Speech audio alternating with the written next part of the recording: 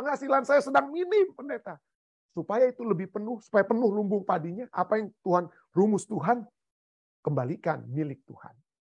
Kita bisa menghormati Tuhan dengan berdoa, betul. Baca Alkitab, betul. Puji Tuhan. Itu kita lakukan untuk menghormati Tuhan.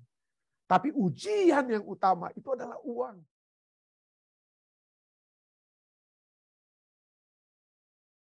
Kita harus, nanti kita akan pelajari, justru dalam keadaan apapun, kita harus melihat janji berkat Tuhan yang dapat kita percaya, ya. Tetap dapat setia. Jadi, bagaimana kita belajar percaya kepada Allah dan janjinya pada masa kesulitan keuangan, bahkan berusaha untuk setia sementara lumbung-lumbung dan tempat penyimpanan kita tidak penuh, ya, tidak penuh. Nah, bagaimana memenuhinya? Yang tempat lumbung yang tidak penuh itu untuk memenuhinya firman Tuhan. Nanti kita akan pelajari dari mana itu pendeta bisa lihat lumbung-lumbung yang penuh, dipenuhi itu. Ada jalannya, ada caranya supaya lumbung itu penuh. Walaupun dalam masalah kesulitan keuangan. Walaupun dalam apa? Senin Kemis sekalipun. Supaya itu kita harus percaya kepada Khalik pencipta kita. Bagaimana caranya? Mari kita lihat. Tapi poinnya, kembali kita di bagian tambahan ini. Kita memulaikan dengan kata, ya, menghormati Allah kita, ya. To honor, menghormati. Kata to honor menurut Oxford Dictionary katakan to regard with great respect. Memandang atau mengakui, memandang dan mengakui dengan penuh rasa hormat, mengakui Tuhan Allah kita dengan penghargaan dan penghormatan yang besar. Ya, dengan penghormatan. Nah, seringkali bahasa Indonesianya itu tidak ada berbeda antara honor dan respect. Menghormati dan respect itu tidak ada bedanya, ya. Tetapi ada bedanya sedikit kalau dalam bahasa Inggris, ya. Bedanya adalah bahwa kata honor, ya, honor itu adalah apa, ya? Kata honor itu adalah apa yang kita keluarkan dari respect yang kita miliki. Jadi dengan kata lain, respect itu, ya, atau rasa hormat itu adalah apa, ya? Itu adalah pandangan kita dari dalam kita terhadap karakter seseorang. Jadi apa yang kita pikirkan tentang seseorang, itu respect, itu di dalam kita. Pada saat kita respect pada orang, kita melihat seseorang, aduh, tingkah lakunya baik sekali. Ya, perbuatannya baik sekali. Kita respect itu dari dalam, respect dari dalam. Tetapi untuk menghormati orang tersebut, kita kemudian dapat demonstrasikan. Ya, kalau mungkin kita di Indonesia kita sambil orang kita hormati, aduh kita apa mungkin dengan gerakan tangan kita, ya kita hormati dia, kita persilakan ya duduk dan lain sebagainya, atau itu honor, ya, menghormati orang itu adalah manifestasi yang keluar dari rasa respect yang ada di dalam diri kita. Jadi respect dari dalam, keluarnya respect itu adalah penghormatan atau hormat yang kita apa? Yang kita berikan. Nah, tentu saja, ya, respect dan hormat itu berbeda-beda, ya. Jadi ada anak yang dihormati oleh sebab pencapaiannya. Jadi dia dikasih apa? Kalung di sekolah misalnya, dia dikasih kalung, ya, ataupun medali, ya, pada saat dia jadi juara 1 di sekolah. Itu honor, itu adalah penghormatan yang diberikan pada anak di sekolah. Tetapi ada seorang pahlawan perang, misalnya jenderal, gitu, mendapatkan penghargaan baru dari presiden, oh tentunya itu bisa apa? Degree-nya, tingkatannya itu berbeda. Ya, jadi kita bisa menghormati setiap orang, tetapi ada tingkatan-tingkatan penghormatan yang lebih tinggi yang dapat kita berikan. Nah, penghormatan yang lebih tinggi, yang tertinggi dapat kita berikan itu adalah kepada Tuhan. Ya, kepada Tuhan. Jadi pada saat kita menghormati Tuhan, dan anak kita memiliki respect di dalam diri kita respect pada Tuhan kita.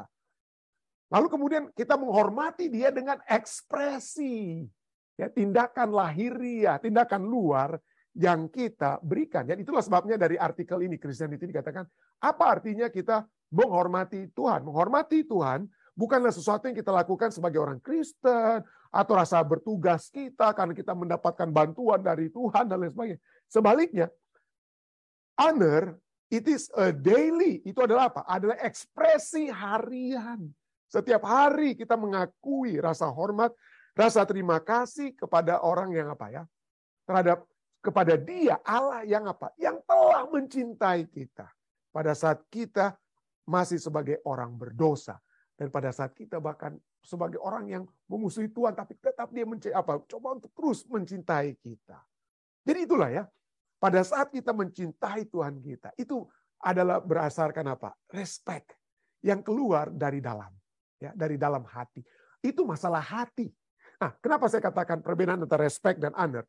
Ada orang katakan, pendeta, saya percaya firman Tuhan katakan hormatilah orang tuamu, ya, hormatilah, honor your parents. Tapi saya nggak respect dengan mereka. Saya tidak respect dengan. Jadi kan katanya penunjukan lahiriah itu ya mungkin mereka oke lah, orang tuanya ya dia hormat aja secara lahir, tapi dia tidak respect dari dalam hatinya, mungkin karena orang tuanya mungkin bercerai atau lain sebagainya atau masalah apa saja ya. Itu seringkali terjadi. Jadi ada orang bilang begitu. Dia mencoba untuk menghormati orang tuanya, tapi respect tidak ada lagi pada orang tuanya. Nah, tentu saja itu penghormatan yang tidak sejujurnya seperti pelajaran sekolah sahabat kita. Tidak sebenarnya. Kalau kita menghormati yang jujur, yang sesungguhnya, itu harus keluar dari dalam diri kita. Dari dalam hati kita. Jadi pada saat kita menghormati Allah, biarlah itu kita memberinya perhatian, rasa penghargaan, rasa pujian, kekaguman, kemuliaan, penyerahan, dan kepatuhan yang patut diberikan kepadanya. Yang keluar dari dalam hati kita. Mengapa Allah patut untuk dihormati? Kenapa? Karena misalnya di dalam terjemahan baru Alkitab kita dikatakan, sesungguhnya aku percaya akan melihat kebaikan Tuhan di negeri orang-orang yang hidup. Bahasa Alkitab berita baik ya, atau yang sering disingkat dengan BSM ya, berita baik ya. Dikatakan apa? Mazmur 27:13 ini. Aku yakin. Keyakinan itu dari dalam ya. Aku yakin, sesungguhnya, tapi di sini digunakan aku yakin. Aku sudah mendapatkan satu keyakinan bahwa aku akan mengalami kebaikan Tuhan dalam hidupku di dunia ini. Aku akan selalu dengan kata lain mengalami kebaikan Tuhan. Jadi respect itu karena kebaikan Tuhan. Ya, kecaplah betapa indahnya Tuhan kita ya. Sering dikira ayat-ayat firman Tuhan seperti itu ya. Jadi respect kita kepada Tuhan itu didasarkan apa? Keyakinan kita, respect kita dari dalam hati kita. Yang menyebabkan kita menghormati Tuhan secara lahiriah. Ada tindakan lahiriah, ada yang apa? Manifestasi, demonstrasi dari respect kita, yaitu menghormati Tuhan. Dan bagaimana manifestasinya? Oh, tentu banyak sekali. Nanti kita akan lihat satu persatu ya. Bukan satu persatu, yang utama. Yang dapat kita lihat sehubungan dengan pelajaran kita. Jadi ini menghormati Tuhan dengan melalui respect yang dari dalam diri kita. Itu adalah hukum yang terutama. Itulah sebabnya kata hormat itu yang keluar itu dari respect. Karena respect itu dari dalam ya. Itulah hukum yang terutama, menghormati Tuhan. Mazmur 27. Oh, ini bukan Mazmur 27. Sorry, saya tidak sempat rubah ini Mas. Ini Matius saya percaya. Matius 22. Matius 22 ayat 37 dan 38. Mungkin saya perbaiki dulu ya sebelum Anda pikir wah ini salah tulis. Ini seperti Matius 22 ya. Matius 22 ayat 37 dan 38. Apa yang dikatakan situ? Jawab Yesus kepadanya. Apa yang Yesus jawab kepadanya, kepada orang tersebut ya? Orang katakan bagaimana caranya untuk memiliki kehidupan kekal. Jawab Yesus padanya apa? Kasihilah Tuhan Allahmu dengan segenap hatimu, dengan segenap jiwamu, dan dengan segenap akal budimu. Segenap akal. Itulah hukum yang terutama dan yang pertama. Itulah hukum yang terutama dan yang pertama. Tapi itulah ya, manusia seringkali gagal untuk respect dan menghormati Tuhan. Ya, ada orang mungkin dari dalam hatinya, udah, there is no God, tidak ada Tuhan lagi. Waduh, begitu hebat. Di Amerika Serikat ini, di dunia maju ya. Tidak ada lagi respect-nya kepada Tuhan. Misalnya, kalau ngomong saja, nama Yesus itu seringkali maki-makian di Amerika itu. Waduh, saya ngeri sekali mendengar film-film, kalau melihat film-film Hollywood ya, bagaimana nama Yesus itu, atau nama Allah itu digunakan untuk maki-makian, saudara. Digunakan untuk maki-makian. Tidak ada lagi respect-nya. Apalagi hormatnya kepada Tuhan. Ya. Dari dalam diri kita, seringkali kita tidak lagi respect dan kita tidak lagi hormat pada Tuhan. Itulah seringkali. Kita sering melihat manusia yang gagal menghormati, respect dan hormat kepada Allah. Kejadian 6 ayat 5 sampai ada batasnya. Ada batasnya Allah itu diinjak-injak. Di zaman Nuh apa yang terjadi? Air bah. Ketika dilihat Tuhan bahwa kejahatan manusia besar di bumi dan bahwa segala kecenderungan hatinya selalu membuahkan kejahatan semata-mata, maka menyesalah Tuhan bahwa ia telah menjadikan manusia di bumi dan itu memilukan hatinya. Manusia yang gagal respect dan menghormati Allah menyakitkan hati Allah. Roma 1 ayat 21 juga kemudian katakan, sebab sekalipun mereka mengenal Allah, ya, kita melihat bagaimana Allah yang telah di alam semesta, apapun yang kita lihat, ada footprint-nya Allah. Ada bekas-bekas jejakan kaki Allah. Anak-anak muda kami pergi ke GYC, ya, dan mereka dibawa jalan-jalan juga setelah pulang dalam perjalanan darat mereka dibawa oleh Aaron dan Dede untuk melihat pemandangan-pemandangan yang indah di Utah dan tempat-tempat lainnya. Wow, mereka katakan. Mereka katakan kemudian pada saat mereka membuat laporan di jemaat, saya anak-anak muda ini yang katakan apa? Mari kita lihat alam. Mari kita lihat bagaimana Allah itu ada betul-betul apa? Betul-betul Allah ada ya. Tapi itulah ya. Sekalipun Roma 1:21 katakan, sekalipun mereka mengenal Allah, mereka tidak memuliakan dia. They do not honor him as God. Bagi orang dunia tidak ada respect lagi. Ya, tidak lagi mereka berani katakan there is no God. Tidak ada Allah itu. Tapi hati-hati. Ada umat-umat Tuhan sekalipun. Ada orang-orang yang beragama sekalipun yang mungkin ya kita tidak tahu dari dalam dirinya apa dia respect. Tetapi dia tidak memuliakan Tuhan. Tidak ada manifestasi cinta akan Tuhan itu di luar atau yang dia manifestasikan secara lahiriah ya. Jadi mereka tidak memuliakan dia sebagai Allah atau mengucap syukur kepadanya, tidak bersyukur kepadanya. Sebaliknya, pikiran mereka menjadi sia-sia dan hati mereka yang bodoh menjadi gelap. Hati kita yang bodoh yang kita pikir, aduh rugi ini kalau kasih puluhan persembahan. Aduh buat apa? Ini uang ini bisa untuk beli iPhone baru. Uang ini bisa untuk cicilan mobil, cicilan rumah dan lain sebagainya. Kenapa mau kasih kepada perpuluhan lagi mau dikasih-kasih? Hati-hati ya. Hati-hati dengan pikiran ya, hati yang bodoh yang menjadi apa? Gelap. Kita diajak untuk selalu kembali menghormati Allah. Kembali menghormati Allah. Ya. Itulah sebabnya. Ya ini mungkin Anda sering katakan, wah ini ujung-ujungnya kita Maliaki lagi di Netaya. Ya betul. Karena Maliaki 3 ayat 7 berbicara tentang orang-orang seperti yang kita sudah pelajari tadi di dalam Roma 1:21 katakan orang-orang yang hatinya bebal, orang-orang yang pikirannya bodoh. Ya, dan di sini Maleakhi 3:7 mengajak itu kita untuk kembali kepada Tuhan. Ya. Maleakhi 3:7 katakan apa? Sejak zaman nenek moyangmu kamu telah menyimpang. Ini kitab terakhir perjanjian lama sebelum ada vakum sampai kemudian kitab Matius ya. Peringatan-peringatan terakhir ya. Sejak nenek moyangmu kamu telah menyimpang dari ketetapanku pada orang-orang Israel yang sudah kembali dari penawanan di Babel.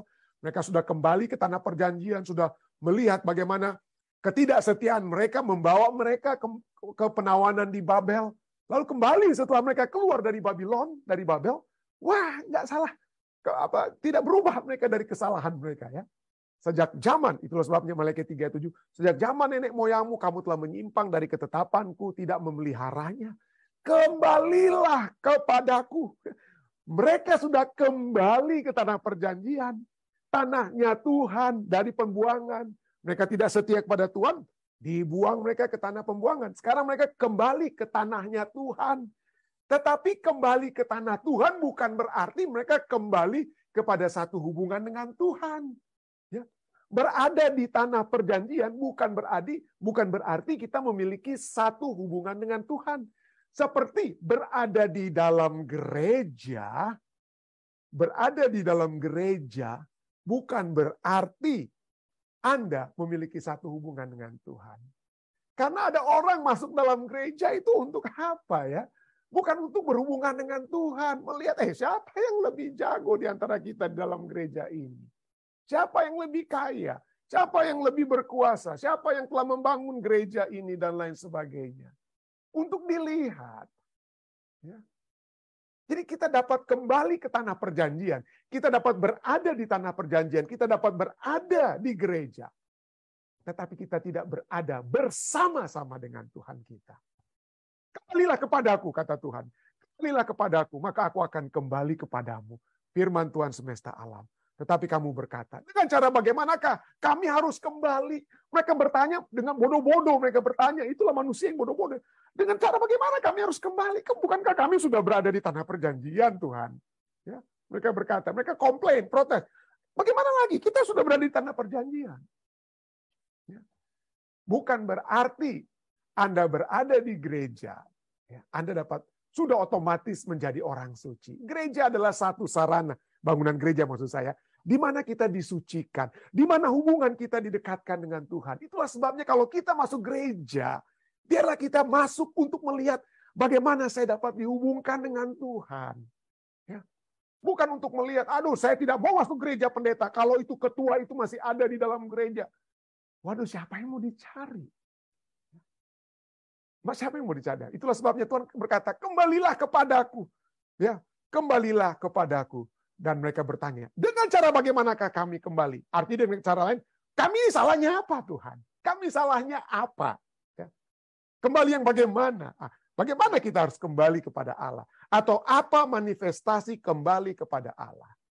Kita sudah baca Maleakhi 3:7. Mari kita baca ayat berikutnya. Oke? Anda sudah melihat, saya sudah jelaskan sedikit tentang konteks orang-orang yang sudah ada di tanah perjanjian, tapi hatinya masih hati Babel. Pikirannya masih pikiran Babilonia atau Babel ya. Hatinya, posisi mereka, tubuh mereka sudah ada di tanah perjanjian, hati pikiran masih di mana? Di tempat pembuangan. Itulah babnya. Apa manifestasi untuk kembali kepada Allah? Ayat 8 dan 9 katakan, bolehkah manusia menipu Allah? Namun kamu menipu aku. Kamu menipu aku. Tetapi kamu berkata, dengan cara bagaimanakah kami menipu engkau? Mengenai persembahan persepuluhan dan persembahan khusus. Kamu telah kena kutuk. Tetapi kamu masih menipu aku. Wow. Wow. Inilah manifestasi. Inilah, kalau kita betul-betul respect kepada Tuhan, kita memiliki penghormatan. Apa penghormatan kita kepada Tuhan? Tentu saja kita berdoa. Ya, kita dapat berdoa, kita dapat datang ke gereja ya untuk dengar firman Tuhan, kita dapat baca Alkitab. Itu betul, itu dapat manifestasi kita kepada apa? Kita yang ingin dekat berhubungan dengan Tuhan, tetapi khusus untuk hal ini karena ini adalah masalah utama daripada sekedar berdoa, sekedar baca Alkitab. Ini mencakup hal yang paling mendasar dari manifestasi kehormatan kita kepada Tuhan. Apa itu? Kita menipu Tuhan dengan uang. Mengenai persembahan persepuluhan dan persembahan khusus. Kamu telah kena kutuk, tetapi kamu masih menipu aku. Pada saat kita menipu Tuhan, dengan apa? Penghasilan yang pertama, persembahan perpuluhan. Ujung-ujungnya, saudara-saudara, kita kena kutuk. Kita kena kutuk. Banyak di antara kita seringkali, kita tidak sadar. Kita tidak sadar, kita sudah apa? Lari dari Tuhan. Kita tidak sadar kita sudah apa? Tidak memiliki pikiran-pikiran yang bodoh. Tidak sadar kita tidak memiliki satu hubungan dengan Tuhan. Karena apa? Masalah perpuluhan ini. Banyak orang yang apa ya? Terus terang saja. Mereka pikir perpuluhan itu milik mereka. Mereka pikir, wah ini kan uang saya. Ini uang saya. Ini karena saya tidak suka dengan pendeta, saya tahan ini uang. Ya, supaya habis pendetanya ini. Atau apalah kita pikir seperti begitu. Uang perpuluhan itu bukan milik kita. Itu Alkitab. Nah, kita tidak punya banyak waktu, tapi kita akan terus mempelajari. Itu milik Tuhan. Itu adalah milik Tuhan. Kalau itu kita kembalikan, kita sudah kembalikan kepada Tuhan. Itu prinsipnya kita kembalikan. Kalau itu disalahgunakan, Tuhan yang kutuk mereka. Jangan kita yang kena kutuk. Jangan kita yang kena kutuk. Jadi orang yang berpikir, oh saya kan yang paling kaya ini di jemaat ini. Kalau saya tidak berikan perpuluhan saya, wah. Kalau saya memberikan perpuluhan saya, waduh, nanti ini KO ini gereja kalau tidak saya berikan. Atau daerah ini akan KO, kelimpungan kalau saya tidak memberikan perpuluhan saya. Hati-hati. Ya. Hati-hati.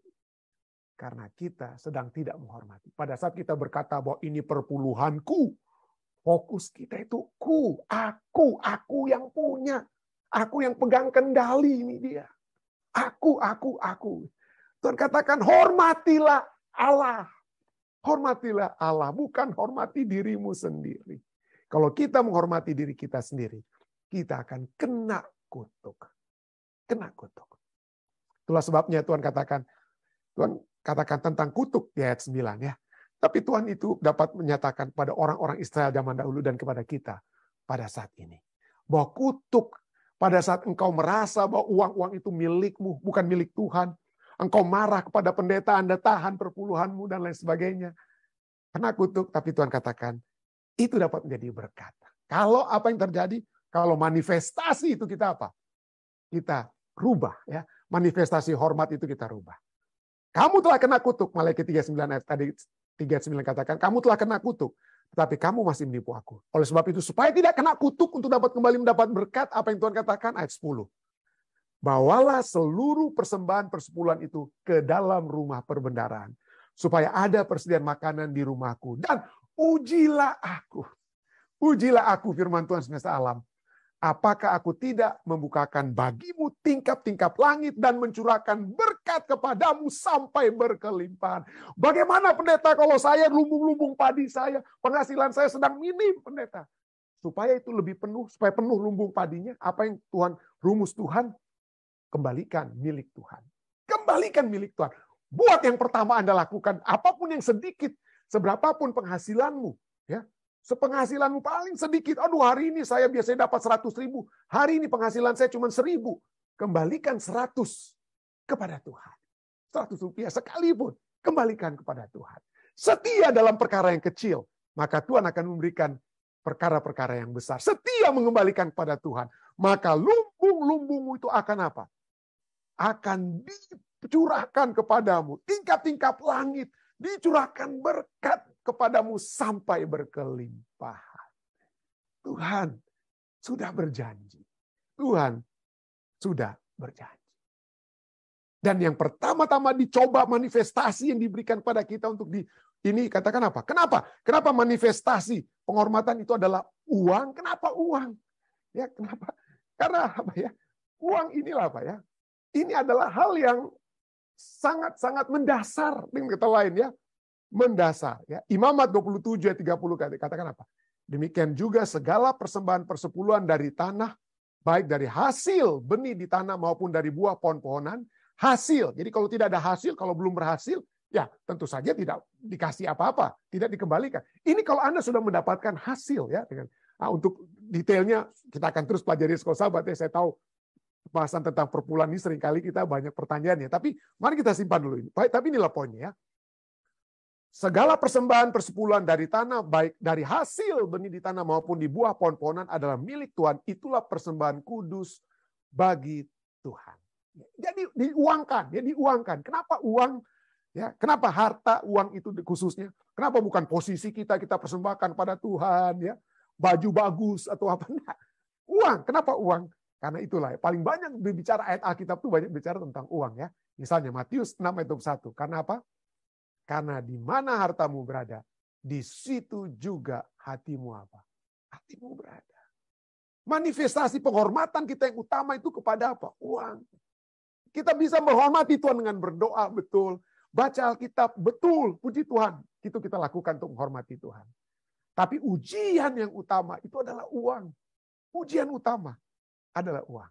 Akar segala kejahatan, firman Tuhan katakan apa? 1 Timotius 6 ayat 10. Akar segala kejahatan ialah cinta uang. Orang mencuri karena uang. Orang saling membunuh atau apapun untuk mencari posisi, itu karena mau cari uang. Ya, mencari uang. Ujung-ujungnya uang ya. Saya waktu di Filipina ada satu gelar ya. Satu gelar yang ditawarkan di tahun saya itu tahun 1990-an ya. Nama gelar tersebut Master Pastoral Study, MPS ya. Master Pastoral Study. Tapi kemudian dirubah, MPS ini dirubah jadi MPTH, Master Pastoral Theology. Kenapa? Karena banyak yang komplain. Aduh, janganlah kita punya gelar, masa gelar kita MPS, pendeta-pendeta kok gelarnya MPS. Kenapa? Apa salahnya dengan MPS? Oke, MPS itu bisa jadi money, position, and sex. Oke, money, position, and sex. Uang, posisi, dan apa? Seks. Inilah tiga kejahatan, tiga dosa yang dapat menjatuhkan, ya, sering menjatuhkan pendeta-pendeta. Makanya jangan nama saya Stephen Rantung MPS misalnya. Stephen Rantung money, position, and sex. Nah, kenapa money-nya utama? Ya itu karena itulah. Ya orang banyak kali mau cari posisi karena ujung-ujungnya itu dapat apa? Dapat money, dapat uang. Ya, atau orang tidak mau seks, yang penting ada uangnya dan lain sebagainya. Banyak orang tinggalkan keluarga hancur berantakan karena mau kejar uang. Itulah sebabnya firman Tuhan katakan akar segala kejahatan ialah cinta uang. Sebab oleh memburu uanglah beberapa orang telah menyimpang dari iman. Ada orang yang menyimpang dari iman karena uang. Ya. Korupsi di organisasi, korupsi di gereja, uang gereja dicolong-colong, uang Tuhan itu. Kita colong, kita ambil, kita curi. Menyimpang dari iman. Dan kemudian apa? Dan menyiksa dirinya dengan berbagai-bagai duka. Tuhan katakan, uang ini akar. Itulah sebabnya dikatakan dari Maliaki 3:10, bawalah seluruh persembahyan ke dalam tanah perbendaharaan supaya ada persediaan makanan di rumahku. Dan ujilah aku. Kita tidak boleh uji-uji Tuhan kecuali dalam hal ini ya. Ujilah aku, firman Tuhan semesta alam. Apakah aku tidak akan membukakan bagimu tingkap-tingkap langit dan mencurahkan berkat kepadamu sampai berkelimpahan. Kenapa kita seringkali hidup Senin Kemis, paycheck to paycheck dan lain sebagainya. Tentu saja kita salah mengatur uang dan lain sebagainya. Lebih besar pasak daripada tiang dan lain sebagainya. Tetapi coba, selain kita mengatur keuangan kita dengan baik, coba kembalikan milik Tuhan terlebih dahulu. Kembalikan persembahan persepuluhan Tuhan. Ujilah aku, firman Tuhan. Apakah aku tidak akan membukakan bagimu tingkap-tingkap langit dan mencurahkan berkat kepadamu sampai berkelimpahan.